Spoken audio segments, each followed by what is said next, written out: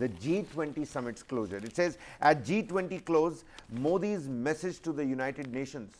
He says, new global structure for new realities. I mean, there is so much new, right? We were already talking about how there is so much that has happened for the first time under Prime Minister Modi. You know, for the first time, African Union is on the table. For the first time, we're talking about a biofuels alliance. For the first time, you know, we're going to possibly be looking at a One Future alliance. For the first time, there is possibly going to be, you know, an international public digital infrastructure. And now he's made, you know, calls for a new global structure for new realities. This is his message to the United Nations. Seeks expansion of the United Nations Security Council. Cites, you know, African Union's entry in the G20 as an example. कि boss, जब ये हम कर सकते हैं, आप हमें UNSC पे सीट क्यों नहीं दे सकते? And exactly that is the approach that we are talking about, that India took in this G20 summit. We went ahead for it. We are like, we deserve it. And you know, the way we pitched the issues, as you were saying, that you know, this is that is why we are calling it a milestone G20 summit, because we have achieved so much through this. Because I was listening to the press conference held by, you know, Emmanuel Macron, or the you know, the Foreign Minister of Russia, and the way they are talking about India, and the way they are saying that for Russia the summit was a breakthrough.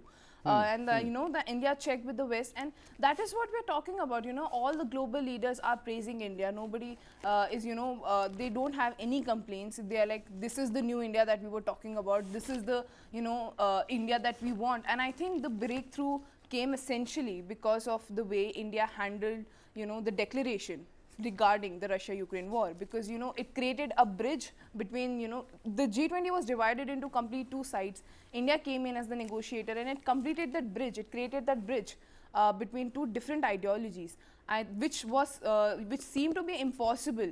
But I think we have to give it to India that the way they handled the whole G20 summit, the way we organized it, is just not the political issues or the geopolitical issues or the economic issues that we talked about, but the hospitality that India had to offer was something amazing. Absolutely. Prime Minister calls for virtual G20 in November before India's term ends. You know, even as the G20 summit was being concluded, the Prime Minister says that, friends, अभी हमारी presidency के 2.5 महीने बाकी हैं. 2.5 months में और बहुत सारा काम करना है. And before the presidency is completely over, he's called in for a virtual G20 meet in November this very year, before it is finally officially handed over and goes on to Brazil.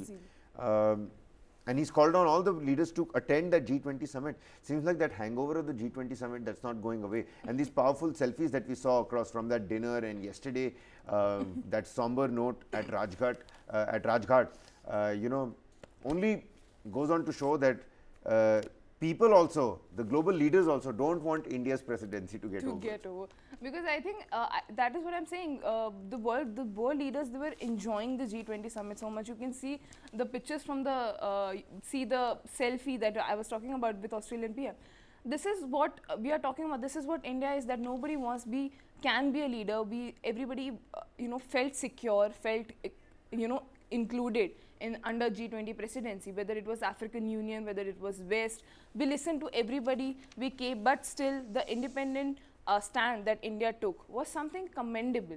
The way India concluded the G20 summit, the way we, you know, came up with the declaration, and now that we are pitching for India's UN membership, I think there is no argument left for, you know, that why, I don't understand what argument will be given to us that you can't be a member of, you know, any international body at this point.